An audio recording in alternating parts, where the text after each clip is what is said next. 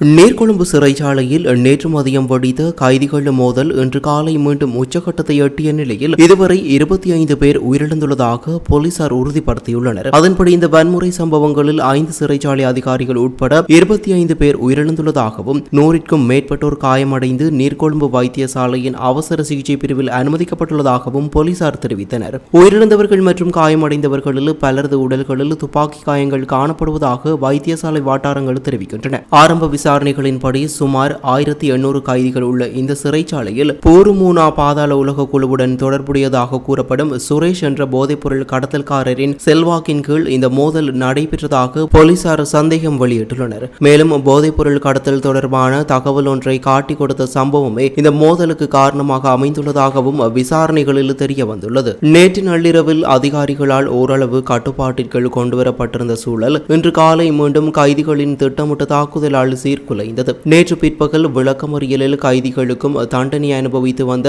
கைதிகளுக்கும் இடையில் ஏற்பட்ட மோதலில் 2 கைதிகள் உயிரிழந்ததுடன் 38 பேர் காயமடைந்திருந்தனர். இந்நிலையில் கடந்த 2 நாட்களாக நீடித்து வரும் இந்த வன்முறை சம்பவங்களால் மொத்த உயிரிழப்பு 27 ஆக பதிவாகியுள்ளது. நிலைமையை கட்டுக்குள் கொண்டுவர பாதுகாப்பு படையினர் துப்பாக்கி பிரயோகம் மேற்கொள்ள வேண்டிய கட்டாயத்திற்கு தள்ளப்பட்டனர். தற்போதைய நிலவரப்படி சிறைச்சாலை மற்றும் அதனை சுற்றியுள்ள பகுதிகளில் பாதுகாப்பு பலப்படுத்தப்பட்டு நிலைமை கட்டுப்பாட்டிற்குள் கொண்டுவரப்பட்டதாக தெரிவிக்கப்பட்ட போதிலும் சிறைச்சாலை வளாகத்தில் மீண்டும் பதற்றமான சூழல் நிலவுகின்றது. மேலதிக படையினர் வரவழைக்கப்பட்டு வன்முறையை முழுமையாக கட்டுப்படுத்தும் மற்றும் தீவிர கண்காணிப்பு நடவடிக்கைகள் தொடர்ந்து முன்னெடுக்கப்பட்டு வருகின்றன. இந்நிலையில் மேலும் உயிரிழப்புகள் அதிகரிக்கலாம் என்ற அச்சம் நிலவுகின்றதுடன் சிறைக்குள் வெடித்த மோதல் நாடு முழுவதும் பெரும் பதற்றத்தை ஏற்படுத்தியுள்ளது.